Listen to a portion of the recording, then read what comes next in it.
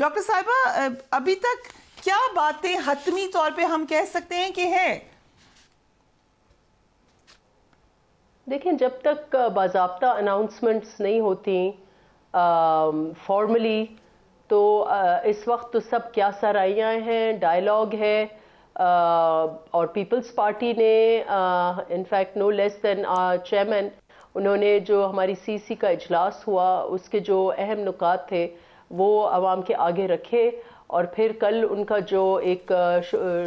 شکرانے والا ایک ایونٹ تھا ٹھٹھے میں، وہاں انہوں نے زیادہ وضاحت کی. اگر کچھ اس کے بعد کوئی سوالات اٹھے کہ 3 سال ادھر تو 2 سال ادھر، اس پہ بھی انہوں نے ڈینائی کیا. اور پھر یہاں پر جو لوگ ادھر بڑے بڑے اجتماع کر کے اور انفارچونیٹلی ایمرجنسیز کی بات کر رہے تھے، انفارچونیٹلی مارشل لاء کی بات کر رہے تھے، تو پھر ان کو بھی بہت ضروری تھا کہ ان کو بھی یہ پیغام دینا کہ پاکستان کے عوام جو ہے یہ ہرگز نہیں اجازت دیں گے کہ کوئی بھی بہانہ بنا کے، الیکشن کا بہانہ، ریگنگ کا بہانہ بنا کر اور کوئی ایمرجنسی یا اس قسم کی کوئی بات ہو تو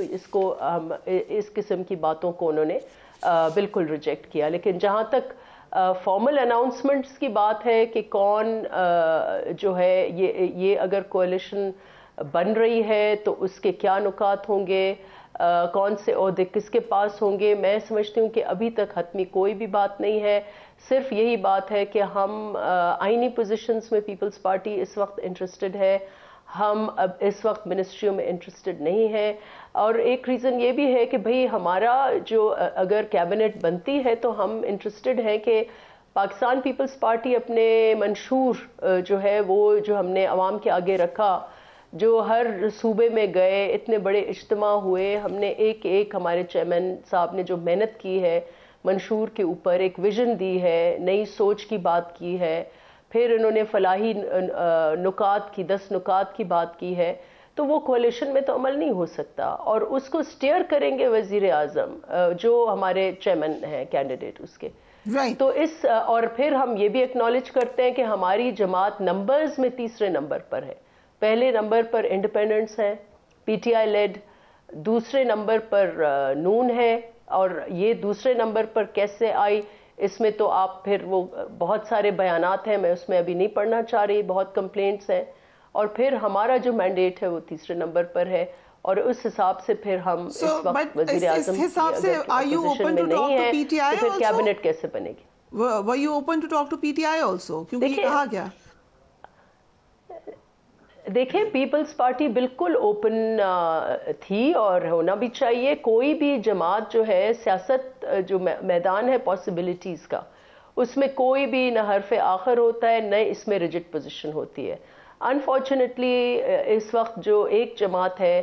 جس کی نے عجیب و غریب جس کی سیاست رہی ہے، اور پھر وہ کہتے ہیں نہیں اس سے بات ہو سکتی ہے لیکن اس سے بات نہیں ہو سکتی، پھر اس میں آپ کے آپشنز جو ہیں وہ لمیٹڈ ہو جاتے ہیں. اگر پی ٹی آئی بھی اوپن ہوتی ڈائلاگ کی، جتنی پیپلز پارٹی ہے، جتنی نون ہے، تو شاید ایک اچھا کمبینیشن بن جاتا اور اس ملک کے لیے وہ بہتر رہتا. لیکن پی ٹی آئی نے اپنی پریفرنسز جو ہیں وہ بتا دی ہیں کہ وہ ان سے بات کریں گے اور ان سے بات نہیں کریں گے. تو جب انہوں نے دروازے بند کیے ہوئے ہیں تو اس پہ پھر ڈائلاگ کیسے ہو سکتا ہے؟ تو پھر ہمارے پاس آپشنز تو یہی ہیں نون.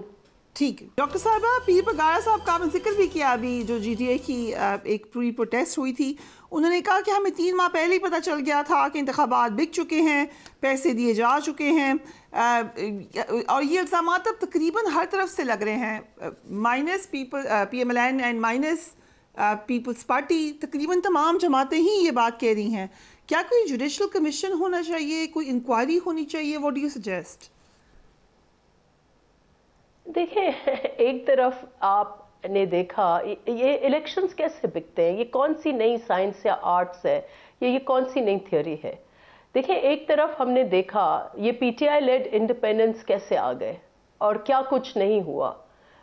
ڈسکریج کرنے کے لیے، لیکن وہ آ گئے کیونکہ عوام کی چوائس تھی. پیپلز پارٹی کا مجھے بتائے کہ جو بھی مخالف ہیں اس وقت، وہ پیر پگاڑوں ہو یا کوئی اور ہو جو کمپلین کر رہا ہے، اگر پی ٹی آئی نے اپنی ساری تھیوری بیس کی ہے فارم 45 جو ایک ٹیکنیکل بات ہے، وہ کہہ رہے ہیں ہمارے نمبرز گنتی میں ہیں جس میں صحیح سب کے سگنیچرز ہیں، ٹھیک ہے، اور وہ ٹیکنیکل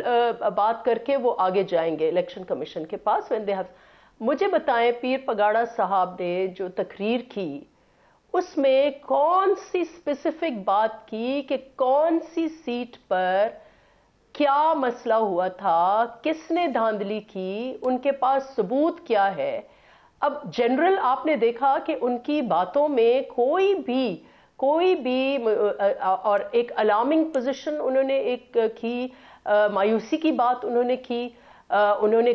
بات مارشل لاز کی، ایمرجنسی کی، اور باقی ان کی بات میں یہ بک چکی ہے یا یہ ہو چکی ہے. مجھے بتائیں میرے ہر بندہ اپنے اپنے الیکشنز کی بات کرتا ہے. بلاول بھٹو نے کہا کہ ہمارے بھی تحفظات ہیں، ہمارے بھی فارمز الگ ہیں 45 47 سے، تو بلاول بھٹو بھی کہہ چکے ہیں. دیکھیں وہ ہم نے یہ اسپیسیفکلی کہا ہے کراچی کے کانٹیکسٹ میں کہ ہمیں یہ ایویڈنس ہے اور ہم وہ اپروپریٹ فورمز پر لے کے جائیں گے جہاں یہ مس میچ ہے، جہاں کسی کو مدد کی گئی ہے، پھر وہ کس لیول پر ہے، آر او لیول پر ہو، لوکل کینڈیڈیٹس نے خود کیا ہو، لیکن اس قسم کی بے ضابطگیاں ہوں یا دھاندلی ہو، یہ اس کی ہمارے پاس کمپلینٹس ہیں اور ہم نے وہ مختلف فورمز پر اس کو ریز کیا اور لے کے جائیں گے، لیکن بہت اسپیسیفک ہے فار ایوری الیکشن. آپ کو اسپیسیفک مجھے بتائیں کہ اتنا بڑا انہوں نے اجتماع اکٹھا کیا جس میں زیادہ ہر جماعت کے لوگ تھے. You could tell from the way they were dressed کہ یہ جماعت کے لوگ ہیں، ایک ہر جماعت کے لوگ تھے، اور ان کو جب ایڈریس کیا گیا تو ایک تو خان صاحب کی تعریف کر دی، چلے وہ ٹھیک ہے، وہ اگر الائی کر رہے ہیں وہ ان کا اپنا ایک اوپینین ہے، لیکن جہاں تک الیکشن میں ریگنگ کی بات ہے، جو ایلیگیشن ہے، ایک سیٹ پر بھی ان کے کسی بھی کینڈیڈیٹ نے آ کر یہ نہیں کہا کہ ان کے پاس رزلٹ جو ہے وہ یہ ہے اور باقی رزلٹ دوسرا ہے. کہیں بھی آپ نے کوئی بھی ایک کینڈیڈیٹ کا مجھے نام بتا دیں، لیکن یہ کہنا کہ بس یہ بک چکا ہے اور وہ بک چکا ہے، اس کا ایویڈنس آپ لے کے آئیں کہاں بک چکا ہے، یہ تو عجیب نئی قسم کی تھیوری ہے. اور دیکھیں الیکشن کے ڈائنامک، جیسے میں نے کہا کہ ایکسپیکٹڈ رزلٹ کیا تھا پنجاب میں اور ہوا کیا کہ کتنے سارے انڈیپینڈنس آ گئے. یو کی ناٹ، آپ الیکشن کا جو فلو ہے وہ کوئی روک نہیں سکتا. لوگ آ کے اور پھر ایک ٹرانسپیرنٹ طریقے سے آبزرورز جہاں کہاں گئے ہیں، سندھ میں گئے ہیں، میڈیا تھی. مجھے بتائیں کہ کتنے آپ کے میڈیا کے لوگ مائک لے کر، میرے حلقے میں 3 لوگ آئے تھے اور 3 لوگوں نے مائک لے کر پوچھا کہ بھئی کس کو ووٹ کریں گے، تو 70% وہاں پر ہی پیپلز پارٹی کہہ رہے تھے، کسی نے جی ڈی اے کا نام نہیں لیا. تو یہ ایسی باتیں کرنا جس میں کوئی اسپیسیفسٹی نہ ہو، تو یہ بہت افسوسناک ہے اور لوگوں کو، اپنے لوگوں کو انہوں نے مایوس کیا ہے. تو یہ اور اس کا اچھا جواب دیا کل ہمارے چیئرمین نے جب انہوں نے تقاریر کی.